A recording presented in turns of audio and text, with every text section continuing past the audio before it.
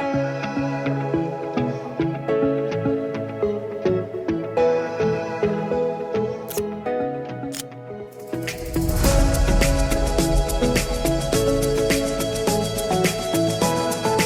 everyone. So excited to have you here today. I'm Tina Fox, the CEO and founder of TERN Mentoring, and today marks our very first video podcast. I brought on a special guest because this is why I chose to start TERN Mentoring. I chose to start TERN Mentoring for the students.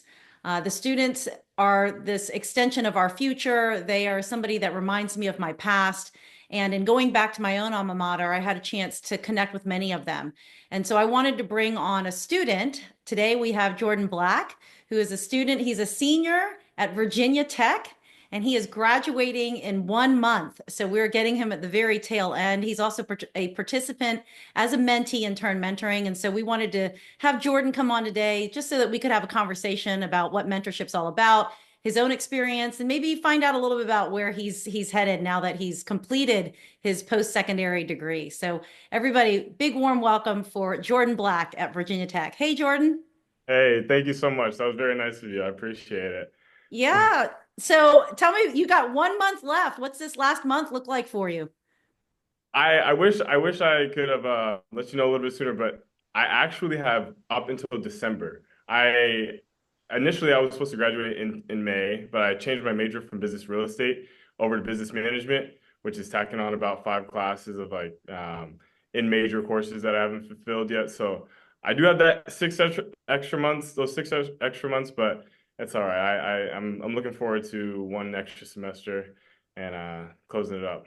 Well, we never want to leave college. So the fact that you've added on a few extra months, that's what we call pivoting, and that's actually a great skill to learn. So glad you're figuring that out before you get out of school.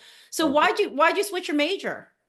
Oh yeah, so originally I was a college soccer player here, an athlete here, and when I first came in, um, I wanted to do business. I wanted my focus to be business, but I wasn't sure where. So a little bit of help from the academic advisor within the athletics department. He kind of guided me towards real estate, and I was like, this is something I'm interested in for sure.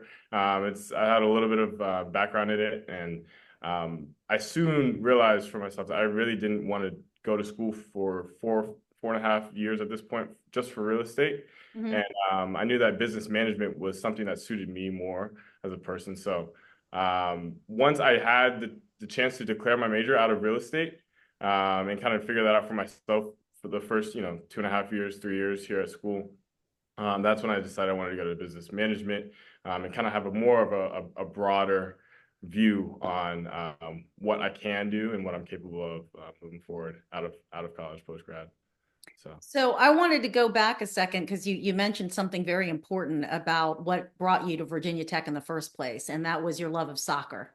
absolutely, And so you played soccer in high school. You actually became part of the Virginia Tech soccer team. This is a D1 university. yeah, So you were playing soccer at a very high level, and we met under really cool circumstances because you were at home over the holidays with a job. that's And I right. thought maybe you could explain a little bit about how we met and what that conversation looked like when we first met, because you were in a little bit of a quandary at that point in time. Absolutely, yes. So um, back at home, I work at a hair salon. It's called Statements the Salon, and I that was one of my first jobs ever, like real job that I had, and it definitely took me out of my comfort zone. But through working there, I've met a lot of great people like yourself, Miss Tina, and we had a lot of conversation throughout, my 4 years of college, of me just going back home, and I realized that you were the one person that would actually be invested in, what I was going through in life. And I was like, every single time she would come to the salon, I was a shampoo boy. So I was like, I want to shampoo her hair. I want to talk to her because we get some good conversations in. So that was just a little tangent, but yeah. So Miss Tina and I had a lot of conversation about deep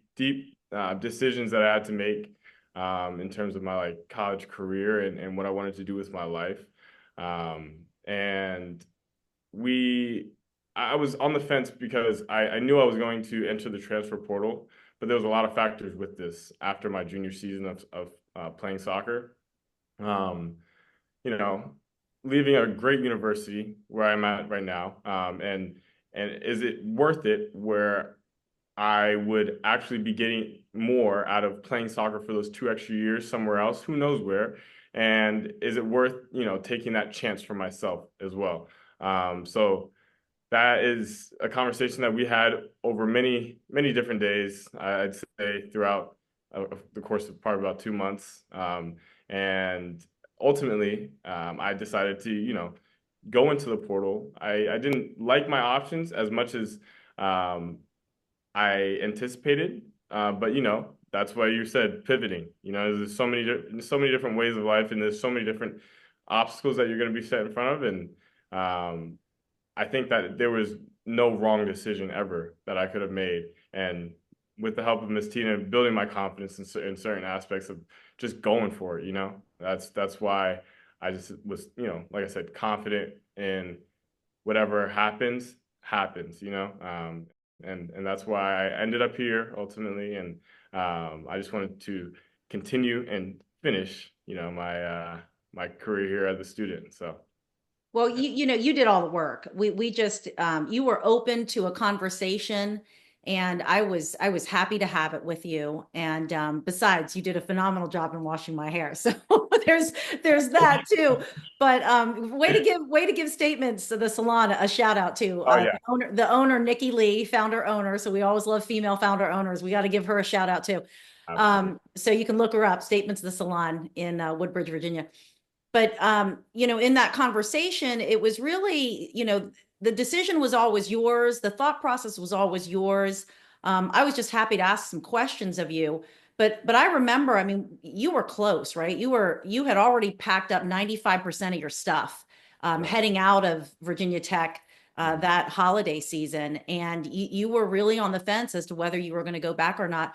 But Mhm. I think through all the questions, and like you said, no matter what decision you were going to make, you are Jordan Black, and you are going to make that work for you. That's right. And we just sort of went through a lot of the different things that you had already owned at Virginia Tech, as far as your friendships, as far as your coursework, even being a part of that team. But one of the things that came out of that conversation, if you can talk to this a little bit, had to do with your revelation that although soccer was what brought you to Virginia Tech, that you recognized your love of the sport. It had been a part of the fabric of who you were. And so, talk to me a little bit about that moment where you had to think that I am more than just soccer. Like soccer is a part of who I am, but it's not all of who I am. I remember you saying something to me about that. Can you elaborate? Absolutely, yeah. So this takes me back because I've gone through a lot of growth since that time. But I would say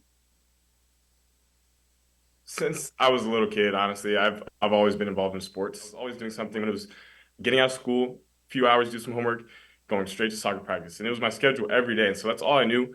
Growing up and getting through high school. Obviously, high school was a big part of where I was like, okay, I know that I'm capable of playing in college, at a collegiate level. So that's what I ran at, really. I kind of let the sport and the anticipation uh, uh, be the lead of my mindset and who I thought of myself as. So I would always, just training on my own and just trying to take those next steps up into getting to that collegiate level was like would really just consume my mind every single day.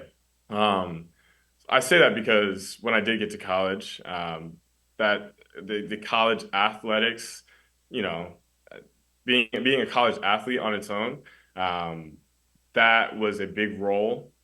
Each person was kind of each athlete, I guess you could say, was investment into the school in a way. So there was a lot of pressure because everybody was treated differently. There was, a lot of promises that were made that you kind of had to continue to chase. Um, and that played a very big role on who I was mentally, and it kind of consumed who I was mentally throughout the process because it was a lot of highs and lows, So um, that process, like you said, it was just a lot of different emotional roller coasters where I kind of lost sight of my true purpose and kind of allowed outside perspectives be the judge of who I was as a person. That Did makes you sense. ever consider that you would play soccer outside of college, that you would go pro or anything after school? Absolutely, yes. I mean, playing in a collegiate at any collegiate level, you always want to go to the next level if that's an option.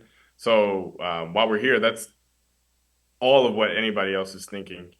We all want to play and get on the field, first of all, but then obviously we want to spend enough time on the field where we're improving and so we can get scouted to go to the next level. It's just like high school, like you want to be the best in your club team and your high school team so you can get scouted.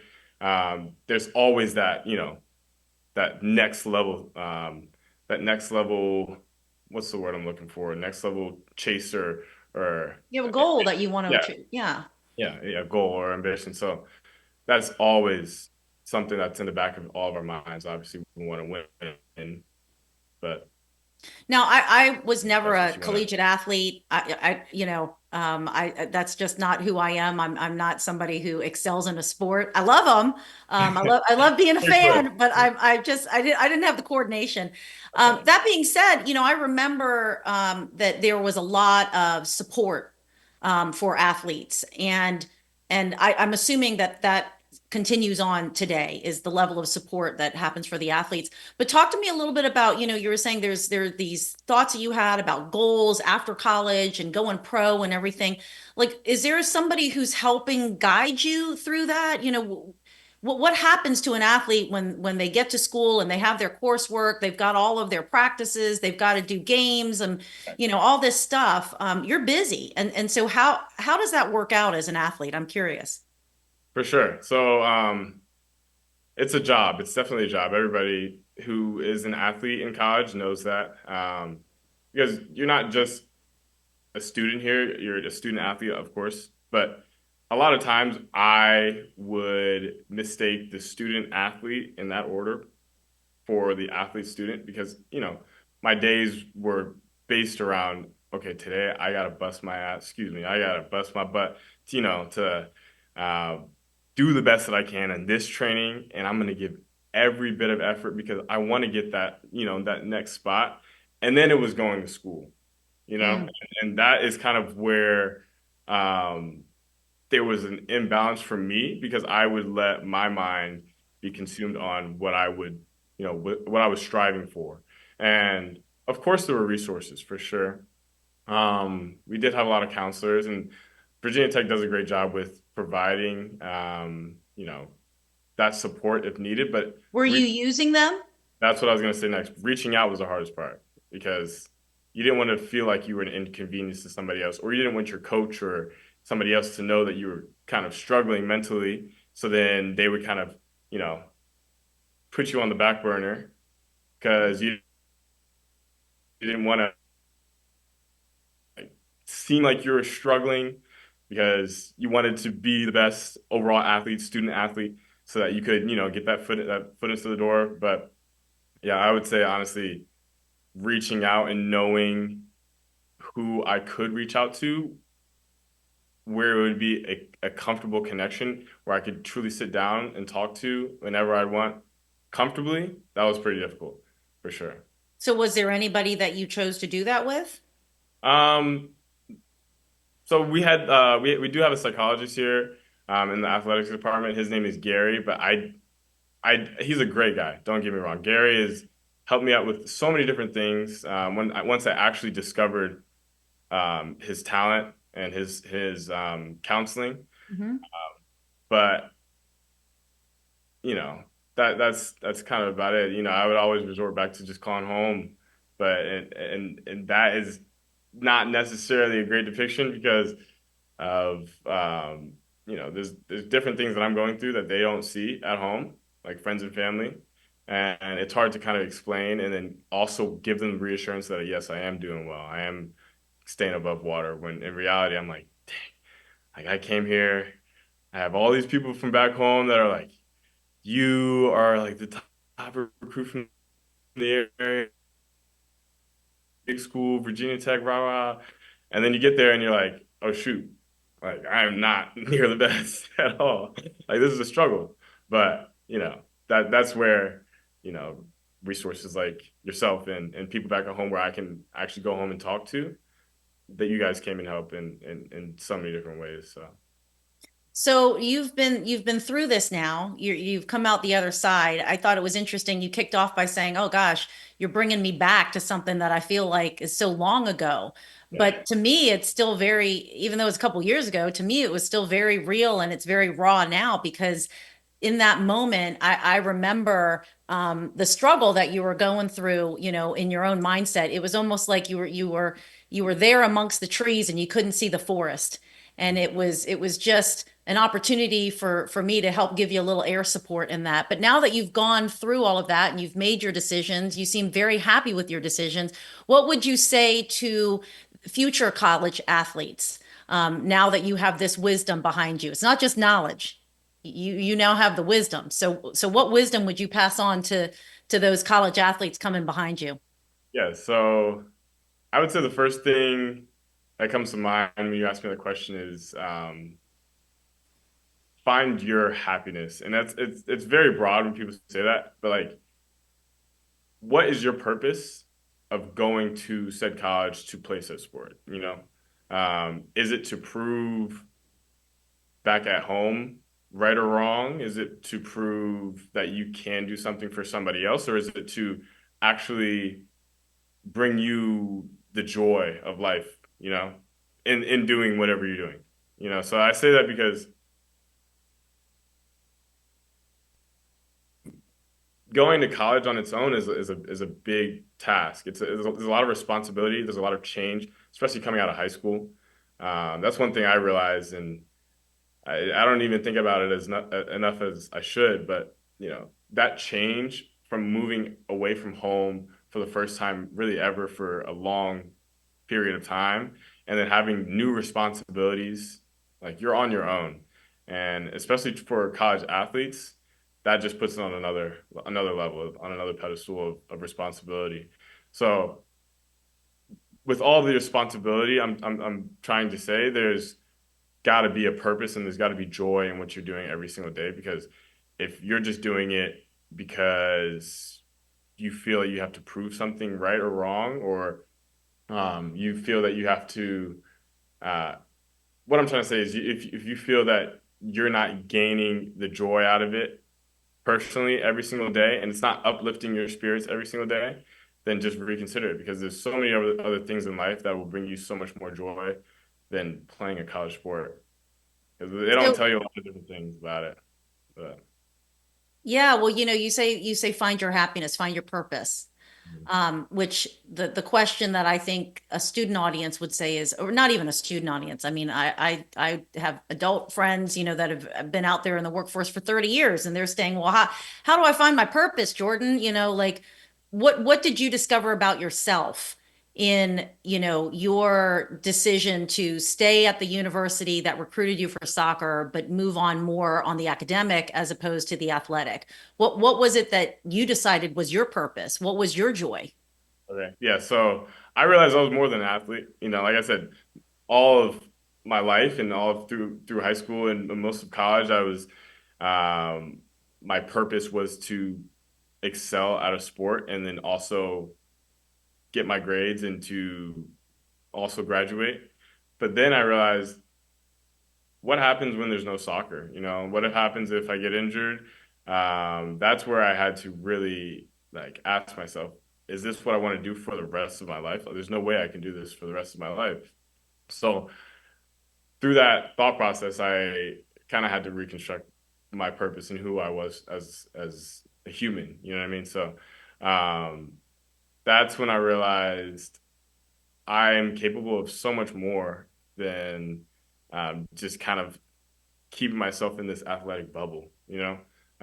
There was a lot of talent and there's a lot of opportunity for growth in different ways um, outside of just a sport. So And what'd you learn about yourself once you started identifying with a new purpose? What'd you learn about yourself? What things did you start to enjoy? oh, I started to play different sports. I started playing pickleball for a little bit, and I was like, all I really wanted to do is compete. That's all I really want to do. So like once I stopped playing soccer in my junior year, after the whole portal situation, I decided to stay in, and I was like, I like pickleball. So I ran at the club pickleball team here after I think it was I want to I want to say the spring semester after uh, soccer season. Yeah. So last spring, about a year from now, I was like, I like pickleball. I know I'm pretty good at this. Why not just go at the tryouts and just try and see what I can do. If not, I'm just on like the second team or whatever, like the rec team. But I'm just having fun. That's all I care about is just having some fun and competing. And I ended up making the pickleball team. And this is like 6 months into like touching the pickleball paddle, and I was like, wow, like I can do other things. I can find joy in other ways. Like this is not my life, like soccer. So I So you that you can you can dink with the best of them, huh? Is that one of the words for pickleball? you can dig with that. Exactly. Exactly. All it is just mindset and what you do with your energy. If you're just giving your energy into, this is what I took away really, is if you're giving your energy into someone or something, like example for a program that I'm not really getting the energy reciprocated, then Mm. it's just gonna be draining. You're just giving and it's not a cycle. It's not a cycle at all of positive energy. And I don't say that over my teammates. There's a lot of great guys that I've made connections with and have absolutely pushed me to another level that have helped me, become who I am today for sure. But in certain aspects of playing college athletics, there were definitely draining holes, I guess you could say, that were not really beneficial to my my personal growth, you know. I think that's very well said. And the fact that you were able to identify that and move yourself into a new space without having to upend a whole lot of things is really great. So how is the relationship? You mentioned your other teammates. How's the relationship now that you've looked at yourself in a different way and you've moved on in a new area? How are those relationships? Is it awkward? People that may be like you thinking, oh, I'm kind of in the same boat as Jordan. Like, talk to them about, well, this too shall pass. And when you get to the other side, this is what it's going to look like. So maybe give them a little bit of a preview there. Absolutely, yeah. So let me backtrack a little bit. So freshman year, you're pretty much living with your teammates. You are living with your teammates because you're on the same schedule. Um, and that's where a lot of connections started to really grow and started to build up. And when I did stop playing soccer, I found myself still living with the same guys. So these are still my friends. It's not like I don't play soccer, I'm not your friend anymore. But So they identify with you more than a soccer player. You're actually a human that has other aspects. yeah, everybody, I mean, we're all going through the same thing. Like we're all competing when we hit the field. Yes, a light switches and mindset switches field, we're all brothers. You know what I mean? There's a lot of competitiveness on the field and, you know, crap talk, whatever you want to call it, but we're off the field. Our connection, our growth together throughout the 3, 4 years that we've been here is so real where we understand each other. So we're continuing to push each other. So this is the longest I've been on a team with somebody at one time or a group of guys in my class. So we understand our growth and we understand who we are as people on and off the field. Um, so that played a big role in kind of giving me comfort and reassurance that I still belong here. not as an athlete. Just waking up with these guys every day and just you know, Have you gone just out to doing life. support? Have you gone out to support as a spectator? Yeah. Yeah. Oh, for sure, for sure. I still want each and every one of them to do beyond what I could ever imagine for themselves. Like that's who I was as a teammate. I never took it and walked in it in a selfish way. I wanted us to win. So that's why when I stepped away, I was like, I still want them to do great. I just got to do what's right for me because I have to start looking at, life and not only trying to give. I have to, do what's right for me so that I can continue to take positive steps. So when I did stop playing, like you said, I was at every game I could be at, especially at home. Yelling all the time with my roommates' parents and just supporting them all the time because it brought me joy. That's what I like doing, and that's what I was used to doing, I guess you could say, subconsciously on the team because I didn't play a lot, but it brought me like energy, like knowing that I was, you know, that extra push behind them if they needed, just like, giving them some extra energy. So that's just second nature when I stopped playing for sure. I'm sure they're so grateful for that energy because you've got great energy. So you see yourself ever coaching in the future? Uh, Even if it's like the little kids at some point in time? I mean, I bet a lot of high schoolers and little kids would look up to you and say, "Oh my gosh, I'm being coached by Jordan Black." I mean, I've had like one private session um, client over the summer, and he was great. I had a great time with him, but I think I don't know. I've responded to stepping away from soccer a lot different than many people would think. I haven't played all semester to say the least. Mm. Over the summer, I played uh, um,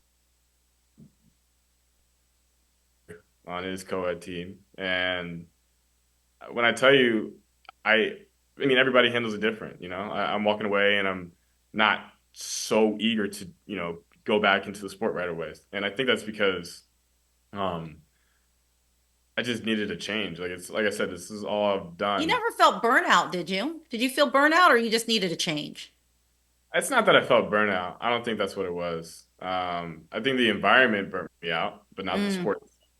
Um, but I think yeah, that happens. I think that happens a lot. I think that, talking to other parents, for instance, their kids were 10 years into a sport, through elementary, middle school, high school, and even before they had a chance to take it to college level, the students and the kids were already burnt. They were like, I've exhausted myself in this sport. The injury rate is high. So the fact that, you managed to get through, not be burned out by the sport, really enjoy yourself in I think that's not as often as you hear with a lot of people. So I think you beat some of the odds there. thank you. I try my Yeah. best. Like I said, there's Yeah. always a balance between the two.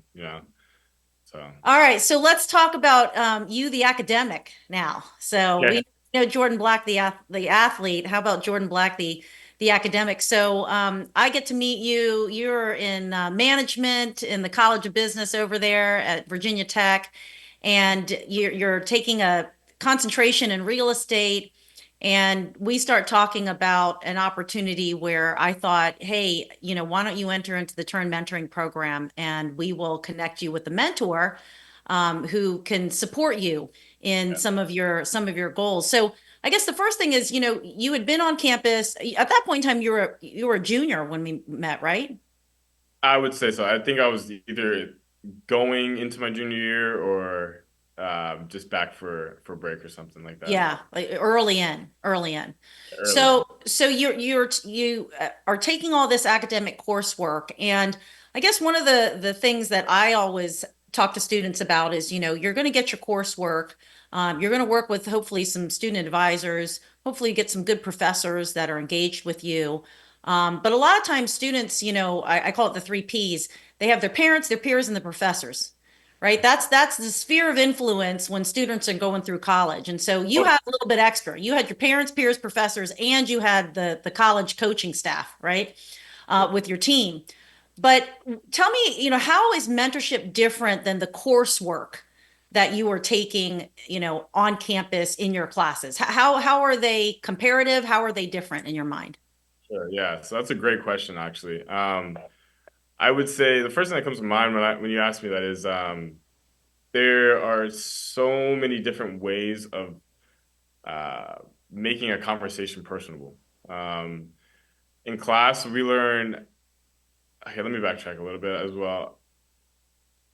There are certain classes that I've taken Hmm. where the topic or concept of what we're learning gets brought up, and then we're kind of going through the unit. I'm like, I know exactly what this is all about. Like, I don't need to continue to learn deeper into this stuff because I've experienced it, like in an internship environment or just in real life environments.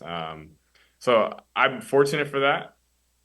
Where a mentor is more valuable, in my opinion, is where that conversation, that lecture turns into a conversation, So it is going on tangents based on what I may be lacking as a, as a person or on a deeper level where I could be improving myself, in just different ways. So that's the main difference between, yes, a professor is great. They teach you a lot about, the overall thing. But when you have a mentor, they're talking about you. Their focus is you, and your focus is learning from them as well because of their experience. And then the coolest thing about it, I think, is how they tune their mindset. I'm sorry, not their mindset, but they tune their constructive criticism or guidance based on what you know and where they think you are and what you're showing to them. And all that just comes into like vulnerability. If you're vulnerable with your mentor, I'm lucky enough to I only experienced having one mentor, and he was the best mentor I feel like I possibly could have ever had, Tommy Chambers. And Another good plug. Another good another plug. Yeah. great, yeah. Oh my goodness. And the first one of the first meetings, I was getting home and texting my dad like, "You got to meet this guy. You got to meet this guy, Tommy Chambers. Like, he's a great guy." And what that came from is because he wanted to listen to me. You know what I mean? So he wanted to know where I'm coming from, and he didn't want me to sugarcoat anything. That's one of the first things he told me too. He's like, be for lack of better words, not verbatim.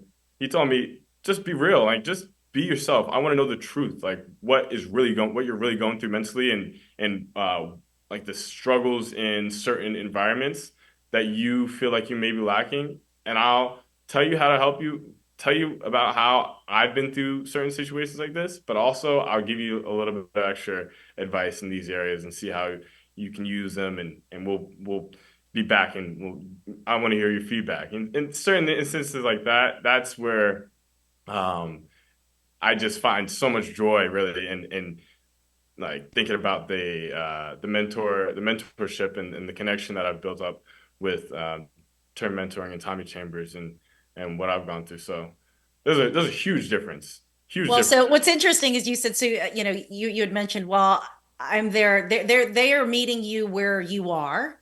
And at the same time, you're learning from them. But because I've talked to Tommy, I also know that he's learned just as much from you.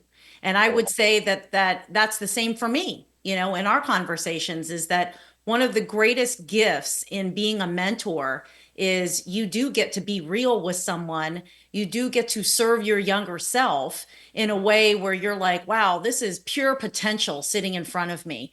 And, somebody like Jordan's asking all of these really interesting questions, and he's coming from a different generation and he's thinking differently than me. And so it's making me think about how I need to be thoughtful in my response to Jordan. And so it is definitely a two-way street. It is definitely a two-way street. And I can tell you that Tommy enjoyed the mentorship process with you just as much as you've stated you have with him. So in what ways did you said that, vulnerability was one of those things. In what ways did mentorship help you grow in things like, I'll call them the three C's: confidence, communications, and connections? How Uh, did mentorship help you with those three C's? Um, that's another great question, honestly. So, um, I'll start with confidence, honestly. Well, I really can't just start with confidence. I think confidence with communication go hand in hand, in my opinion. I have always had an issue with stuttering my words when I wanted to, get something out and let it flow. And that comes from kind of putting up a barrier mentally. Nobody else is thinking of this but me, where I am not allowing myself to really be free with my thoughts, just allowing myself to speak my mind and speak my truth.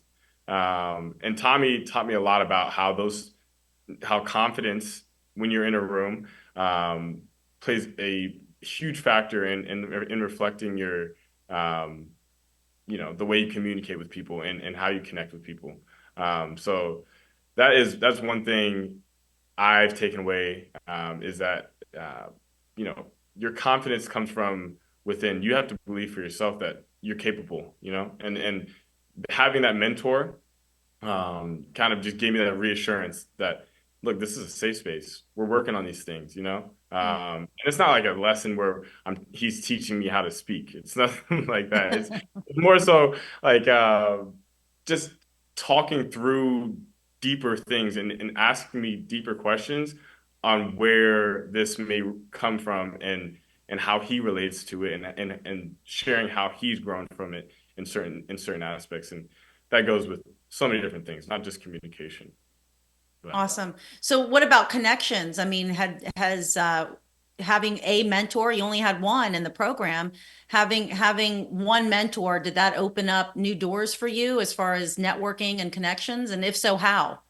absolutely, yeah. So, I mean, the wonderful team at Chambers Theory is that's the first thing that comes to mind. There's so many great people there that have I've connected with that have connected me outside of just what they do what we do in Chambers Theory, but there are also it's just a plethora of different people to meet when you increase your inner confidence, the ability to really shine your light and kind of take that step out the box where you want to have a conversation with somebody.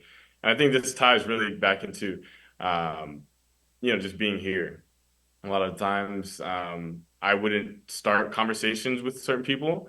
Um, That but I feel surprises me because you've never seemed shy. I mean, you've always been very authentically curious to me. yeah. I mean, there's certain times where I've seen a change in my personality where I'm willing to, talk a little bit deeper and then find out a little bit more about my peers here and just kind of wanting to connect. You'd be surprised how many people are around us that want to have a conversation, and then you find so many different, you know, connections and similarities in life. I met this dude on the bus when I was going to class, and I was just asking him about like the bus routes, and we had a conversation. We kept talking, and now we are running together, preparing for a half marathon. I think this dude just lives across the street from me, a different apartment complex, and just something small like that has led us both to want to, take another step outside the box and grow together. And I had no idea who this guy was about, So okay, when did smartphones hit your life? smartphones. Yeah. Um, well, my life probably, I don't know, When do late you remember picking one up?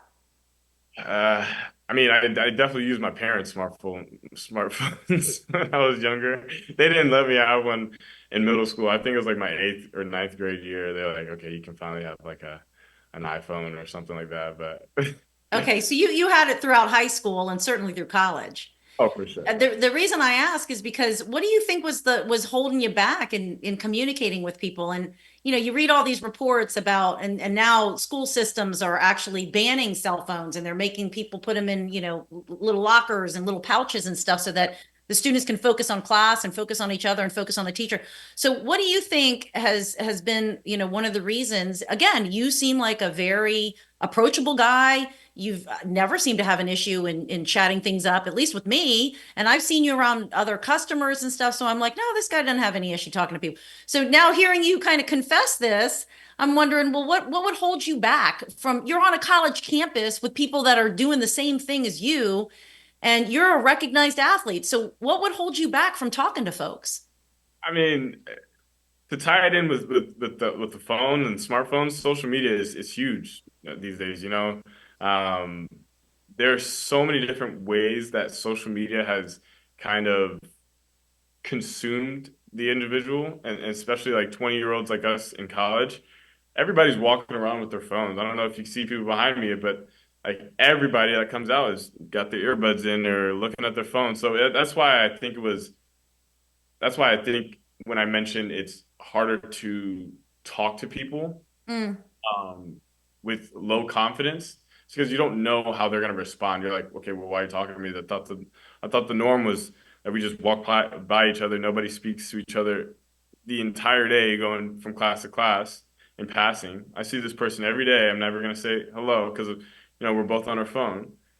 But in reality, it's just this stereotype and norm that we've been put in, I think, because, you know, it's really sad, honestly. I think it would be so much better if like it was normal to have your phone away and have your earbuds out and just be present with, you know, just like just being, and just Do you find yourself taking your own advice in that? Are you more oh, for sure. engaged like visually and earbuds out and you're kind of aware of your surroundings?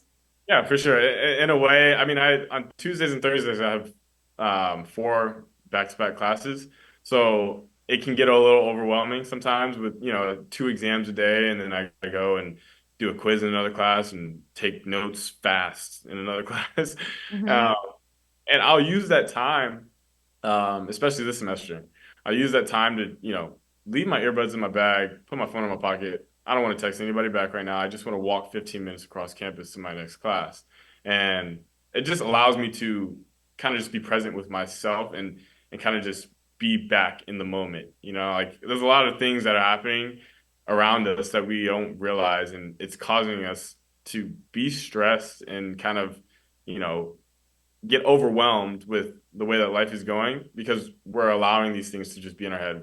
The minute we get out of class, like blasting music in our ears, don't even have time to process and let our brains just relax a little bit. And that's something that I've tried to change a little bit, and I've seen a drastic results in it from just relaxing, just relax your brain and just be more present with people around you. I like people. I like that you're being intentional and mindful about when you're using it and when you're not using it. That seems like that's a good balance to me. So you happen to have a mentor who is of a different generation than you. For sure. So how did that? I've always been of the belief that generation integration is not a bad thing, that there is something to be learned, this way and this way. And so what have you learned about yourself through your participation in the program with somebody who's not of your generation?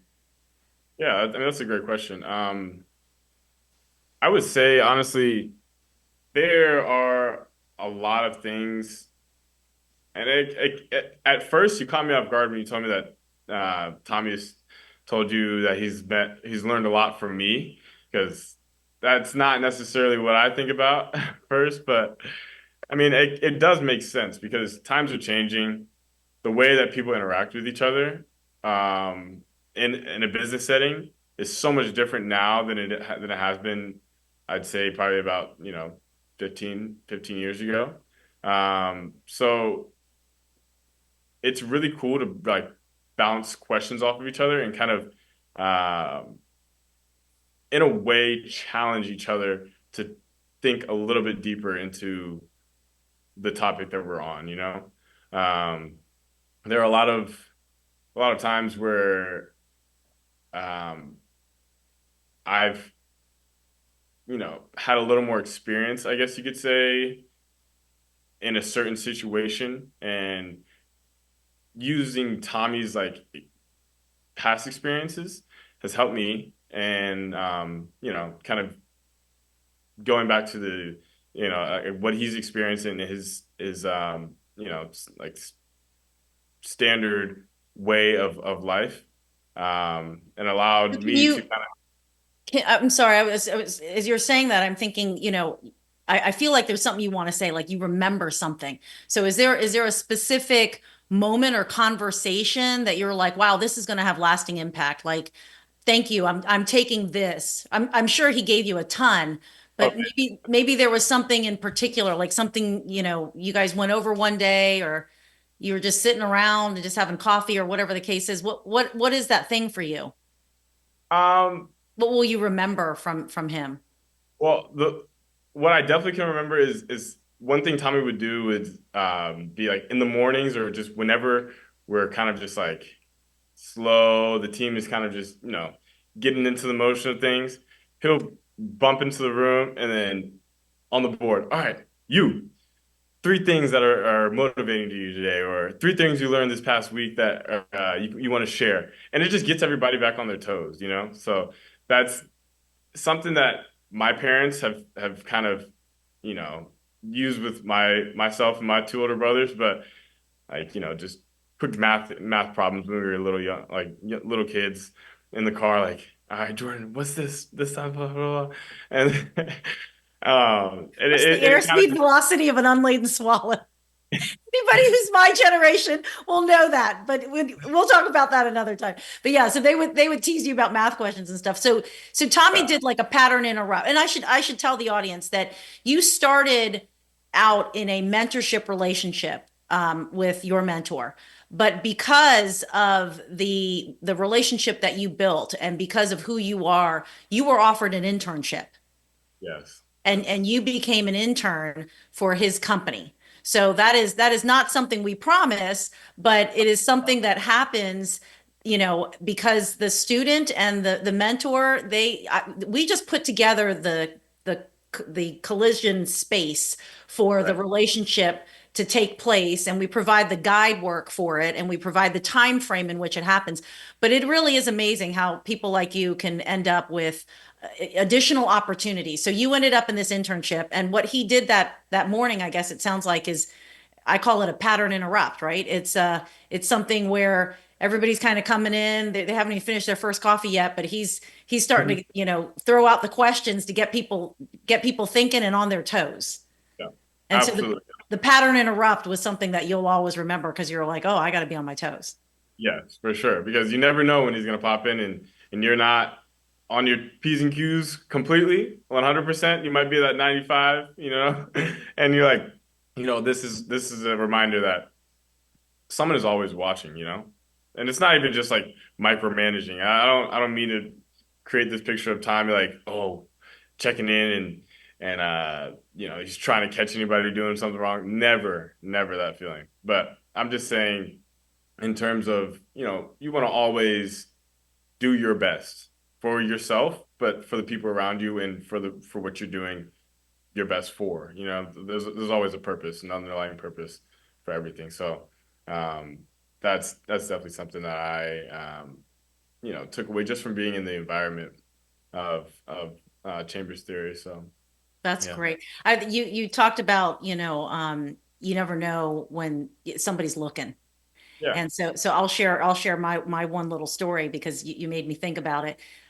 It was a mic drop moment for me in my life, and this woman doesn't even know that she was a momentary mentor for me. Her name is Patricia Southall. For anybody who wants to look her up, she's pretty famous nowadays in her own right. But she happened to be a student on my campus, and she was a couple years ahead of me, and we were both in the same college.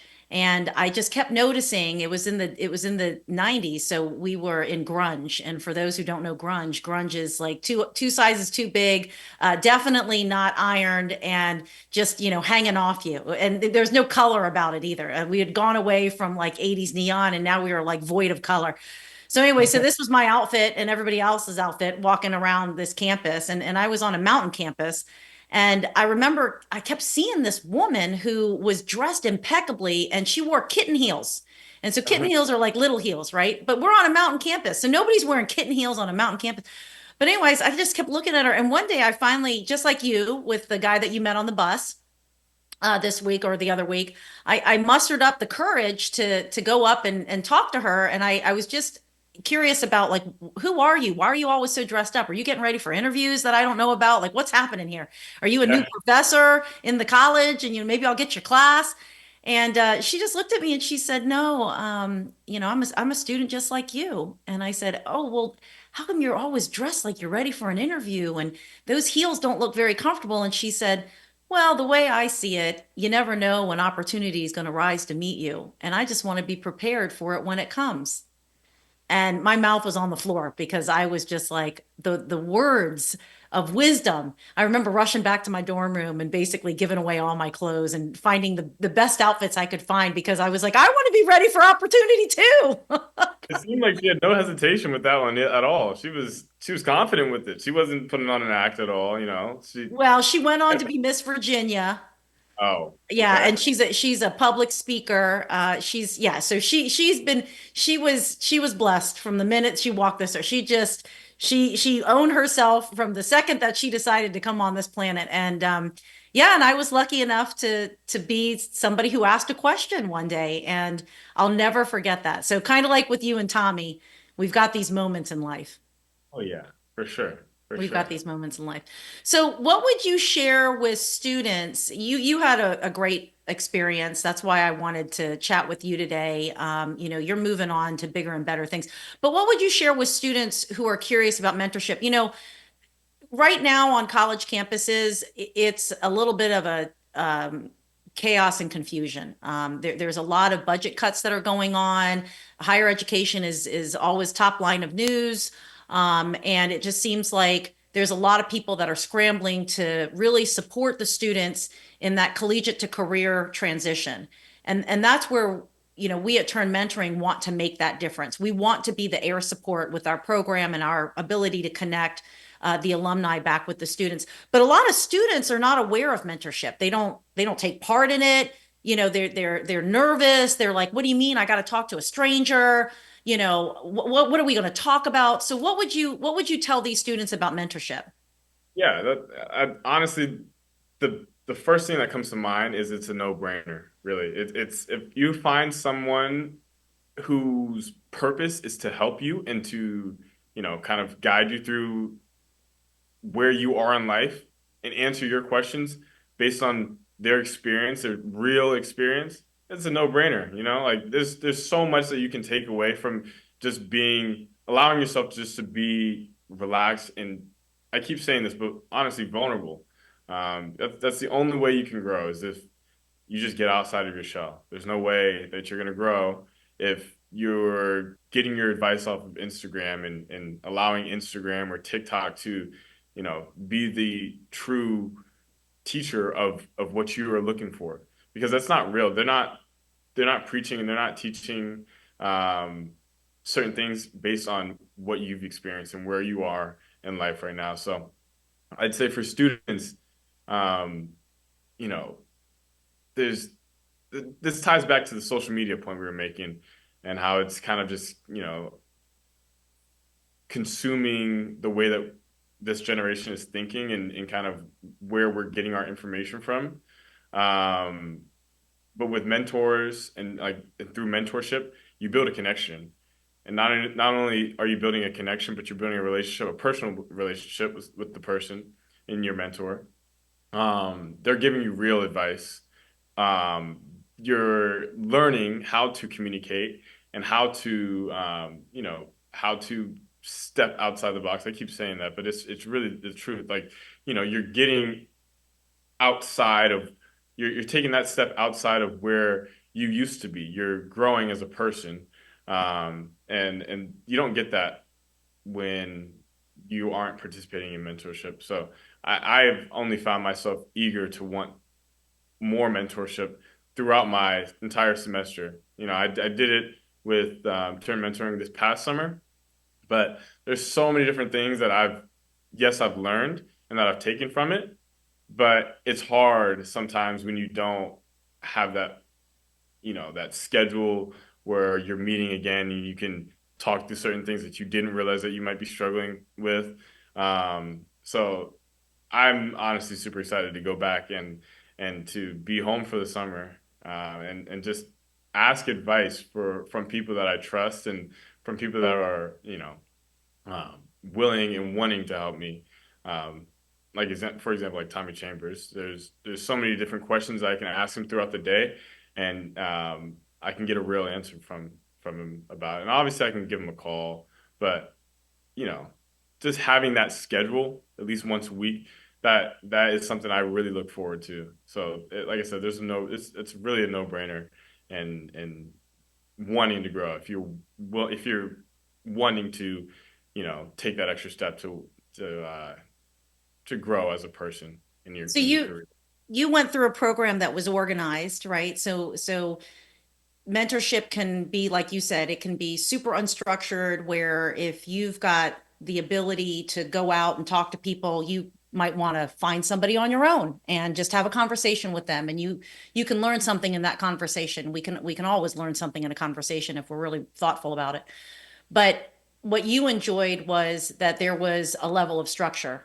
And so with Turn mentoring, for those of you that don't know Turn, we provide a level of structure, but we also provide a finite period of time, and we have some good guided discussions in that. And so, had you gone through, you hadn't gone through anything like that before, I'm assuming. No, I actually have not. No.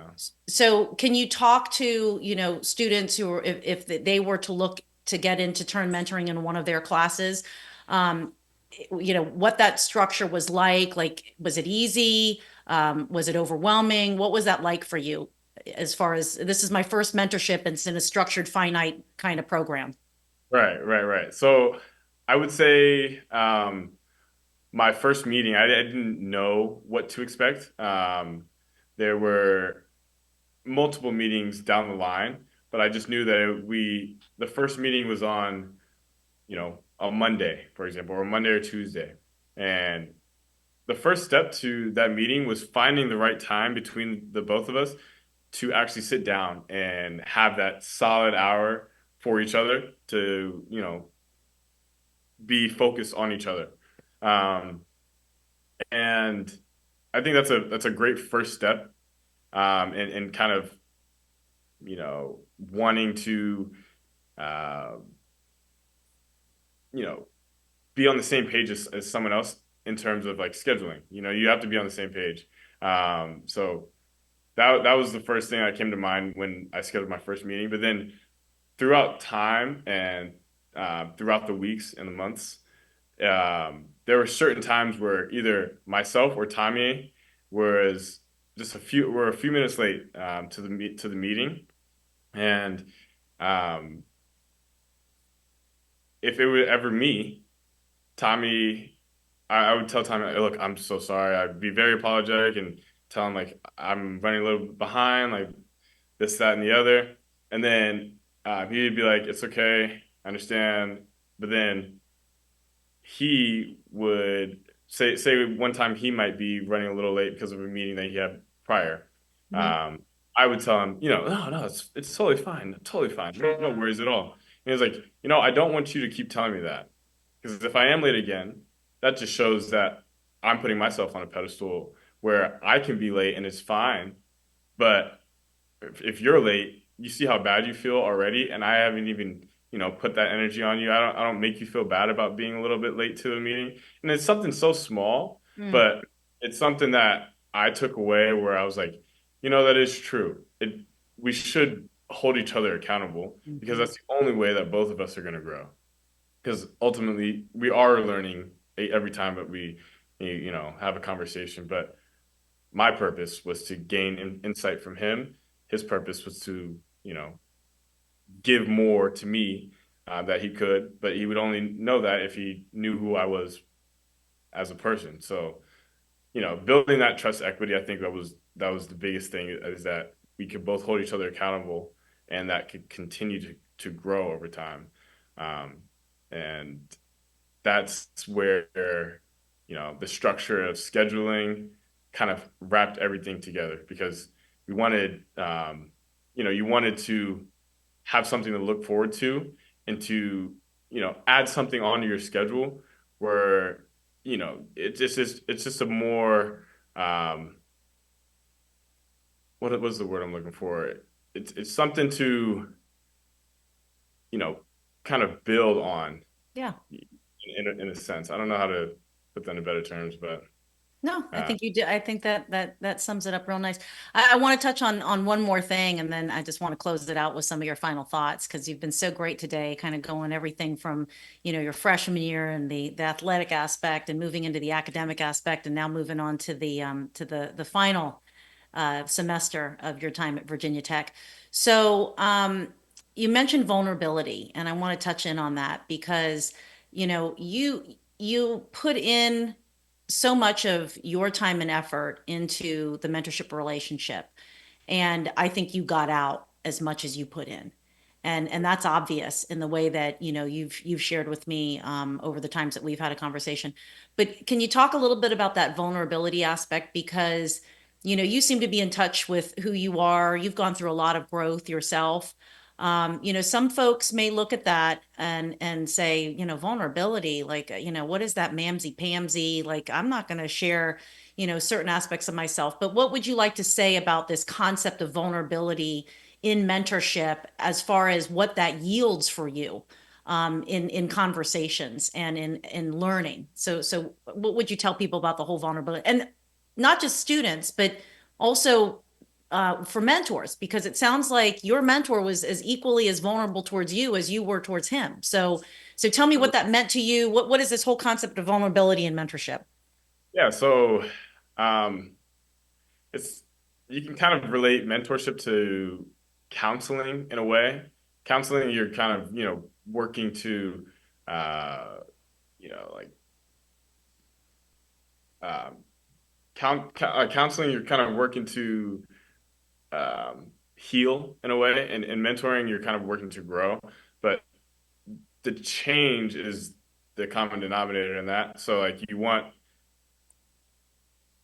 in order for there to be change, you have to open up a little bit about who you are right now. So I don't mean when I say vulnerability, I don't mean that in a sense of like telling each other my deepest secrets or like my not even my deepest struggles in life, but just being like having the willingness to want to say more and want to um just chip away at sure, I'll share this personal story about where this comes from. I think um I think As to that how you make your decisions and yes, exactly. That's how I make my decisions, communication. I told you a little bit about my stuttering issue, I guess you could say, and kind of just being shy in conversation, not confident in conversation. Um, but yeah, vulnerability, it opens up doors between you guys to, you know, want to uh, want to talk about deeper things so that you can actually take those steps to growth because there's no growth in the comfort zone. So I think I keep tying back growth and vulnerability, but in order to take that next step, that's truly what it is. So yeah, I love it. I love it. All right. So is there anything else that you would like to share? Because I only have one other closing question and then I have a couple things I'm going to say. But is anything else that you want to share in our time together today? Because I really appreciate you coming on and being our very first video podcast. You've been amazing. I appreciate it. And honestly, I've said a lot. I know I've been rambling a little bit, but I honestly just want to say mention how appreciative I am of this opportunity because this is something that this is the first time I've ever been on a podcast. I've never done something like this. I was a little nervous, but this is something that I kind of stepped outside the comfort zone with, and that is just nothing compared to all the things that you've helped me to continue to do in my years in college and just being able to grow as a person. So this is something I'm looking forward to all the time and just new opportunities. like this are things that I couldn't thank you enough for. So I appreciate it. Well, I Seriously. appreciate it too. So we're going to end with a little speed round because All right. we want to know some things about the people that we bring on here. So I'm going to make this up as I go along, all right? But so favorite book. Favorite book? This one right here. I'm reading Oh, you have it. Okay. it. Oh my goodness. How to Stay Sane in an Insane World. This is a great book right here. You know what? You've actually shared that book. So that is absolutely, he is telling the truth. And the fact that you're carrying it around says a lot about that book. So you want to give it one more plug? What is it again? Stay Sane, How to Stay Sane in an Insane World by Greg Harden. By Greg Harden. Okay. Is that somebody else's favorite book in your family? Oh yeah, my dad Okay. gave me this Yeah, book. I was going to say, I think I remember hearing that before. Yeah, he All was right. like, So, favorite kind of food? favorite kind of food, meats. I like steak and rice. What Or professor? okay, kind of food, Mexican food. Mexican food. Okay. What professor would you like to give a shout out to? Oh my goodness. I would probably say uh, Professor. I'm having a hard time with names right now, but um, I'm gonna have to pass on that one. Okay. All right. What about favorite place at Virginia Tech? Favorite place at Virginia Tech? Um, Probably right now the pickleball courts. The pickleball court. You guys have your own pickleball courts? Yeah, they made half the tennis courts pickleball courts, and it's a hot commodity right now because it is actually getting a little warmer. But um, I mean, obviously, my second answer would definitely be the drill field. It's just beautiful there. The It's drill just field. All right. All right. I got to bring my kids down for a tour soon, so I'll make sure that we head over there. And the most important question, last question is, do you plan on becoming a mentor after you graduate from college? yes, yes. Awesome. I love Never been hearing. asked that question, but yes, absolutely. I would love to for sure. Okay. You've already got a lot of wisdom in you, Jordan Black. Just a quick plug for you. So that wraps this session. Just listen, if you're in the audience and you're in a hiring position, Jordan Black is going to be on the market, ready for a job come end of December. So you can get in early and start interviewing him. Maybe you can even mentor him between now and the end of his time at Virginia Tech. And I have a feeling you are going to have many offers, my friend. You've done an extraordinary job with your career as a student in higher education, and the future is very bright for you. So I wish you the best and wild success in everything you do. Ladies and gentlemen, thank you for listening. Again, Tina Fox, the CEO and founder of TERN Mentoring, will be bringing you a video podcast once every month. If you've got something of interest that you want us to talk about, let us know, and we'll see if we can't get that on the air. So, Jordan, it's been great chatting with you, and I hope you have a great rest of your time at Virginia Tech.